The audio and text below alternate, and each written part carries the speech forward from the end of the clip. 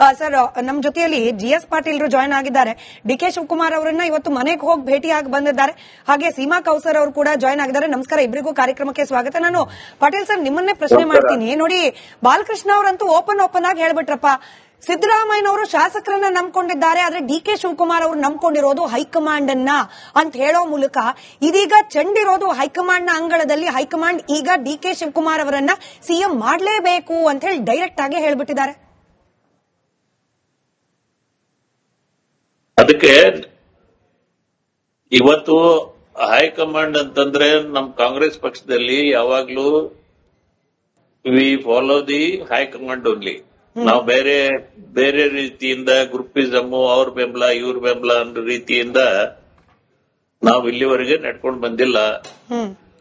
High command ಏನ್ ತೀರ್ಮಾನ ತೆಗೆದುಕೊಂತೈತಿ ಅದ್ರ ಪ್ರಕಾರ ನಾವು ಬಂದಿವಿ. ಯಾಕಂದ್ರೆ ನಾನು ಈಗಾಗಲೇ ತಮ್ಗೆಲ್ಲ ಗುರ್ತಿದ್ದಾಗ ನಾನು ಕಳೆದ 40 ವರ್ಷದಿಂದ 8 ಬಾರಿ ನಾನು ಇಲೆಕ್ಷನ್ ಕಂಟೆಸ್ಟ್ ಮಾಡಿದ್ದೇನೆ. ನೆವರ್ ನಾವು ಯಾವ್ದು ನಿರ್ಧಾರ ಹೈಕಮಾಂಡ್ ವಿರುದ್ಧ ಹೋಗಿಲ್ಲ. ಹೈಕಮಾಂಡ್ ಏನ್ ತೀರ್ಮಾನ ತೆಗೆದುಕೊಳ್ತೈತಿ ಅದ್ರ ಪ್ರಕಾರ ನಾವು ಬದ್ಧವಾಗಿರ್ತೀವಿ ಅನ್ನೋ ವಿಚಾರ ನಿಜ ಸರ್. ಆದ್ರೆ ಹೈಕಮಾಂಡ್ ಇವಾಗ ಮೌನಕ್ಕೆ ಶರಣ ಆಗ್ಬಿಟ್ರೆ ಉತ್ತರ ಕೊಡೋರು ಯಾರು ಅಂತ ಹೇಳಿ ರಾಹುಲ್ ಗಾಂಧಿ ಅವರು ಸಂಪರ್ಕಕ್ಕೆ ಸಿಗ್ತಾ ಇಲ್ಲ. ಮಲ್ಲಿಕಾರ್ಜುನ್ ಖರ್ಗೆ ಅವರು ಡಿಸಿಷನ್ ತಗೊಂಡ್ರು ಕೂಡ ಅದಕ್ಕೆ ಮಾನ್ಯತೆ ಇದೆಯಾ, ಕನ್ಫ್ಯೂಷನ್ ಇದೆ. ಹಂಗಂದ್ರೆ ಯಾರು ಹೈಕಮಾಂಡು? ಸುರ್ಜೇವಾಲಾ ಅವ್ರು ಟ್ವೀಟ್ ಮಾಡಿದ್ರು ಅಲ್ಲಿಗೆ ಮುಗಿದೋಯ್ತಾ ಎಲ್ಲ. ಇಲ್ಲ, ಈಗ ಹೈಕಮಾಂಡ್ ಅಂದ್ರೆ ಹೈಕಮಾಂಡ್ ಅದು ದೇವ್ ವಾಟ್ ಸರ್ಟನ್ ಟೈಮ್ ಮಾಡ್ತಾರೆ. ಅದಕ್ಕೆ ಅದ್ರ ಬಗ್ಗೆ ಏನು ಅವಸರ ಪಡೋಂಗಿಲ್ಲ. ನಾವು ಯಾರು ಆತುರದಲ್ಲಿಲ್ಲ. ನಮಗನ್ಸುತ್ತೋ ನಾವು ಯಾರು ಆತುರದಲ್ಲಿಲ್ಲ. High command will take a decision. ಮತ್ತೆ ದೆಹಲಿ ಫ್ಲೈಟ್ ಯಾಕೆ ಹತ್ತುತ್ತಿರೋದು ಸರ್? ಆತರ ಇಲ್ಲ ಅಂತಂದ್ರೆ ದೆಹಲಿ ಫ್ಲೈಟ್ ಯಾಕೆ ಹತ್ತುತ್ತಾ ಇರೋದು? ಸ್ವಾಭಾವಿಕ ನಿಮ್ಮ ಎಕ್ಸ್ಪಾನ್ಷನ್ ಆಗುತ್ತೆ, ಇದು ಚೇಂಜ್ ಆಗುತ್ತೆ ಅನ್ನೋ ವಿಚಾರದಿಂದ ಮಂತ್ರಿ ಆಗ್ಬಹುದು. ಮಂತ್ರಿ ಮಾಡಿರತ್ ಹೋಗ್ತಾರ ಅಷ್ಟೇ. ಮತ್ತೆ ಇಕ್ಬಾಲ್ ಹುಸೇನ್ ಅವ್ರು ಡೈರೆಕ್ಟ್ ಆಗಿ ಹೇಳ್ಬಿಟ್ರಲ್ಲ, ನಾವು DK ಅವರನ್ನ CM ಮಾಡಬೇಕು ಅಂತಲೇ ಹೋಗ್ತಿರೋದು ದೆಹಲಿಗೆ ಅಂತ. ಯಾರು ಅಂದಿಲ್ಲ, ಹಂಗಂದಿಲ್ಲ. ಇಕ್ಬಾಲ್ ಹುಸೇನ್ ಅವ್ರು ನಮ್ಗೆ ಹೇಳಿದ್ದಾರೆ ಸರ್, ರಿಪಬ್ಲಿಕನ್ ಜೊತೆ ಮಾತನಾಡುವಾಗ ಹೇಳಿದ್ದಾರೆ ಅವ್ರಂಗೆ. ನಮ್ಗ್ ಗೊತ್ತಾಗಿಲ್ಲ. ನಮ್ದು ಅದು ಏನಿಲ್ಲ, ನಾವು ಆ ರೀತಿ ಏನಿಲ್ಲ. ನಾವು ಸುಮ್ನೆ ಬೆಳಿಗ್ಗೆ ನಾನು ಹೋಗಿದ್ದೆ ಅವ್ರು ಭೇಟಿಯಾಗ. ನನ್ ಬೇರೆ ಕೆಲಸ ಇತ್ತು, ಕಾನ್ಸ್ಟಿಟ್ಯೂನ್ಸಿ ಎಲ್ಲದಕ್ಕೂ 15 ಅವ್ರ DCM ಮತ್ತ ಈಸ್ ಹೋಲ್ಡಿಂಗ್ ಇರಿಗೇಷನ್ ಪೋರ್ಟ್ಫೋಲಿಯೋ. ಮತ್ತ ಅವ್ರಿಗೆ ಹೋಗಿ ನಮ್ ಕೆಲಸ ಕೇಳ್ಬಾರ್ದ ನಾವು? ಪಾಟೀಲ್ ನಮಸ್ಕಾರ. ಒಂದು ಪ್ರಶ್ನೆ. ನಮಸ್ಕಾರ. ತಾವು ಹೇಳ್ತಿದ್ದೀರಿ ಹೈಕಮಾಂಡ್ ತೀರ್ಮಾನನೇ ಅಂತಿಮ ಅಂತೇಳಿ. ಈಗ ಸಿದ್ದರಾಮಯ್ಯನವ್ರನ್ನ ಚೀಫ್ ಮಿನಿಸ್ಟರ್ ಮಾಡಿದ್ದು ಹೈಕಮಾಂಡ್ ತೀರ್ಮಾನನೇ ತಾನೆ. ಈಗ ತೀರ್ಮಾನ ಕೊಟ್ಟಾಗಿದೆಯಲ್ಲ, ಮತ್ತೆ ಪ್ರಾಬ್ಲಮ್ ಏನು ಇವಾಗ? ಏನ್ ಪ್ರಾಬ್ಲಮ್ ಇಲ್ಲಲ್ಲ, ಏನಾಗಿದೆ? ಮತ್ತೇನು ಗೊಂದಲ ಇದು? ಡೆಲ್ಲಿಗೆ ಹೋಗ್ತಾರೆ, ಬರ್ತಾರೆ, ನಮ್ಮ ಇವರ DK ಶಿವಕುಮಾರ್ ಚೀಫ್ ಮಿನಿಸ್ಟರ್ ಆಗ್ಬೇಕು ಅಂತೇಳಿ ಅವರು MLA ಹೇಳ್ತಾರೆ. ಪೊಲಿಟಿಕಲ್ ಆಕ್ಟಿವಿಟೀಸ್ ಏನ್ ಇವೆಲ್ಲ ಇರುದೇ ಇದು. ಆಯ್ತು, ನೇರವಾಗಿ ಒಂದು ಪ್ರಶ್ನೆ ಕೇಳ್ಬಿಡ್ತೀನಿ. ಮುಖ್ಯಮಂತ್ರಿಗಳು ಉಪಮುಖ್ಯಮಂತ್ರಿಗಳ ನಡುವೆ ಎಲ್ಲವೂ ಸರಿ ಇದೆಯಾ? ಸರಿ ಇದೆ. ಯಾವ್ದಾರು ಒಂದರ ಸ್ಟೇಟ್ಮೆಂಟ್ ಏನಾರು ಯಾರು ಒಬ್ರಿಗೊಬ್ರು ಏನಾರು ಮಾತಾಡಿದಾರ? ಇವತ್ತು DK ಶಿವಕುಮಾರ್ ಅವರು ಇನ್ನೊಂದೇ ಒಂದು ಗಳಿಗೆ ಸರ್, ನನ್ನ ಹತ್ರ JDS ವಕ್ತಾರರು ಕೂಡ ಇದ್ದಾರೆ, ಅವ್ರನ್ನೊಂದು ರಿಯಾಕ್ಷನ್, ಹಾಗೆ ಬಿಜೆಪಿ ವಕ್ತಾರರ ಹತ್ರ ರಿಯಾಕ್ಷನ್ ತಗೊಂಡು ನಿಮ್ ಹತ್ರಕ್ಕೆ ಬರ್ತೀನಿ. ಚಂದ್ರಶೇಖರ್ ಅವರೇ, ಇವತ್ತು DK ಶಿವಕುಮಾರ್ ಅವ್ರ ಮಾತಿನ ಮಧ್ಯ ಹೇಳ್ತಾರೆ, ನಾನು ಯಾರನ್ನೂ ಕೂಡ ದೆಹಲಿಗೆ ಕರ್ಕೊಂಡು ಹೋಗಿಲ್ಲ. ಇಂಗ್ಲಿಷ್ ನಲ್ಲಿತ್ತು, ನಾನು ಅದನ್ನ ಕನ್ನಡದಲ್ಲಿ ಹೇಳ್ತಿದ್ದೀನಿ. ಕರ್ಕೊಂಡು ಹೋದವ್ರು ಯಾರು? ಮುಖ್ಯಮಂತ್ರಿಗಳ ಜೊತೆಯಲ್ಲಿ ಸೇಮ್ ಫ್ಲೈಟ್ ಅಲ್ಲಿ ಹೋದವರಿದ್ದಾರೆ ಅಂತ ಹೇಳೋ ಮೂಲಕ ಈ ಬಣ ಬಡಿದಾಟ ಅಂತ ಹೇಳಿ ಏನಾದ್ರೂ ಮಾಡ್ತಿದ್ರೆ, ಶಕ್ತಿ ಪ್ರದರ್ಶನ ಅಂತ ಏನಾದ್ರೂ ಮಾಡ್ತಿದ್ರೆ ಆದ್ರೂ ಸಿದ್ದರಾಮಯ್ಯನವರೇ ಹೊರತು ನಾನಲ್ಲ. ನಾನು ಪಕ್ಷನಿಷ್ಠ. ಹೀಗಾಗಿ ಹೈಕಮಾಂಡ್ ಇದನ್ನ ಪರಿಗಣಿಸಿ, ಇದು ನನ್ನ ಅಬ್ಸರ್ವೇಷನ್, ಹೈಕಮಾಂಡ್ ಇದನ್ನ ಪರಿಗಣಿಸಿ ನನಗೆ CM ಮಾಡಬೇಕು. ಇದಲ್ವಾ DK ಶಿವಕುಮಾರ್ ಅವ್ರ ಮಾತಿನ ಅರ್ಥ? ಅಟ್ಲೀಸ್ಟ್ ಈ ನರಕದಲ್ಲಿ ಒಂದು ಒಳ್ಳೆ ವಿಷಯ ಹೇಳ್ಬಿಟ್ಟು ನಾನು ಇದನ್ನ ಚರ್ಚೆನ ಶುರು ಮಾಡ್ತೀನಿ.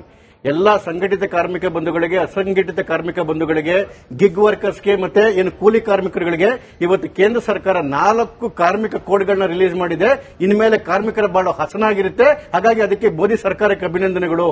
ಒಂದ್ ಕಡೆಗೆ ಮೋದಿಯವರ ಸರ್ಕಾರ ದಿನಕ್ಕೊಂದೊಂದು ಹೊಸ ಕಾನೂನುಗಳು, ಹೊಸ ಚಿಂತನೆಗಳನ್ನ ಮಾಡಿ ಜನರ ಬಾಳನ್ನ ಹಸನು ಮಾಡ್ತಿದ್ರೆ, 136 ಕ್ಷೇತ್ರಗಳನ್ನ ಗೆಲ್ಸಿರ್ತಕ್ಕಂಥ ಕರ್ನಾಟಕದ ಜನತೆ ನೋಡಿ ಇವರ ಯೋಗ್ಯತೆನ.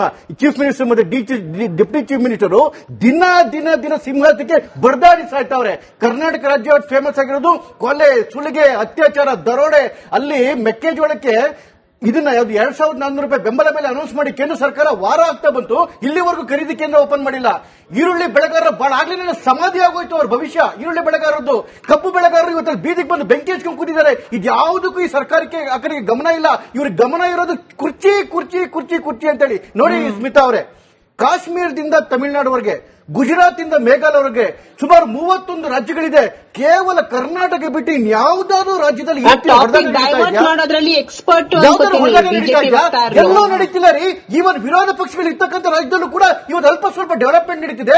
ನೀವು ಮೋದಿ ಅವರ ಬೆಂಬಲಿತ ವಿಷಯದಲ್ಲಿ ಹೇಳೋದಾದ್ರೆ ನಾವು ಹೇಳ್ಬೇಕಾಗುತ್ತೆ ಏನೇನು ಚಂದ್ರಶೇಖರ್ ಅವರೇ, ಭಾಷೆ ಬಗ್ಗೆ ಗಮನ ಇರಲಿ, ಭಾಷೆ ಬಗ್ಗೆ ಗಮನ ಇರಲಿ. ನಿಮ್ ಹತ್ರ ಅಧಿಕಾರ ಇಲ್ಲದೆ ಹೋದ್ರೂ ಕೂಡ ಇರೋದೊಂದು ರಾಜ್ಯಾಧ್ಯಕ್ಷ ಕುರ್ಚಿ ಬಗ್ಗೆ ಗಲಾಟೆ ನಿಮ್ ಪಕ್ಷದಲ್ಲಿ ಆಗ್ತಾ ಇಲ್ಲ ಅಂತೇಳಿ ನೀವು ಹೇಳೋಂಗಿಲ್ಲ ರೀ. ಜನ ಅದನ್ನು ನೋಡಿದ್ದಾರೆ. ಅಧಿಕಾರ ಇಲ್ಲದೆ ಇರೋ ಪಕ್ಷದಲ್ಲೂ ಕೂಡ ಕುರ್ಚಿ ಕಾದಾಟ ಇದೆಯಪ್ಪ, ಅಧಿಕಾರ ಇರೋದ್ರಲ್ಲಿ ಇರಬಾರ್ದಾ? ಅಂತೇಳಿ ಇವತ್ತು ಖಾಲಿ ಇದೆಯಾ? ನಮ್ಮಲ್ಲಿ ರಾಜ್ಯದಲ್ಲೂ ಅಧ್ಯಕ್ಷ ಪದವಿ ಖಾಲಿ ಇಲ್ಲ, ಕೇಂದ್ರದಲ್ಲೂ ಅಧ್ಯಕ್ಷ ಸಿಎಂ ಪದವಿ ಕುರ್ಚಿನೂ ಖಾಲಿ ಖಾಲಿ ಇಲ್ಲ, ಇಲ್ಲ. ಕಾಂಗ್ರೆಸ್ನವರು ಹೇಳ್ತಾರೆ. ಹೌದು, ಸಿಎಂ ಕುರ್ಚಿ ಖಾಲಿ ಇಲ್ಲ. ಹೌದು. ಹಾಗಾದ್ರೆ ಇಕ್ಬಾಲ್ ಹುಸೇನ್ ಬಾಯಲ್ಲಿ ಬರ್ತಿರೋದೇನು? ಯಾಕೆ ಉಚ್ಚಾಟನೆ ಮಾಡಿದ್ರಿ ನೀವು ಹಂಗಾದ್ರೆ?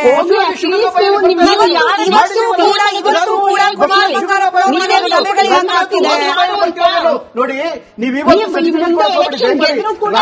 ಸಿಎಂ ಯಾರು ಗತಿ ಪ್ರಾಬ್ಲಮ್ ಕೇಳಿಸ್ತಾ ಇಲ್ವಾ ಅಲ್ಲಿ? ಒಂದ್ ನಿಮಿಷ ನಾನು ಮಾತಾಡ್ತಾ ಇದ್ದೀನಿ. ಭಾಷೆ ಬಗ್ಗೆ ಗಮನ ಇರಲಿ. ಅವ್ರ ಅಭಿಪ್ರಾಯ ಕೂಡ ಈಕ್ವಲ್ ಮನ್ನಣೆ ಇದೆ. ಪ್ಯಾನೆಲ್ ಡಿಸ್ಕಷನ್ ಇದು ಅನ್ಸುತ್ತೆ ಅಲ್ಲಿ. ಆಡಿಯೋ ಪ್ರಾಬ್ಲಮ್ ಇರಬೇಕು. ಒಂದ್ 2 ನಿಮಿಷ ನಾನು ಮಾತಾಡಿದ್ಮೇಲೆ ಆರಾಮಾಗಿ ಮಾತಾಡಿರಂತೆ. ಈ ರೀತಿಯಾಗಿ ಆರಾಮಾಗಿ ಮಾತಾಡಿ. ಕಿರಿಚ್ತಾ ಇದ್ದೀರಾ? ಯಾಕೆ ಕಿರಿಚ್ಕೋತಾ ಇದ್ದೀರಾ?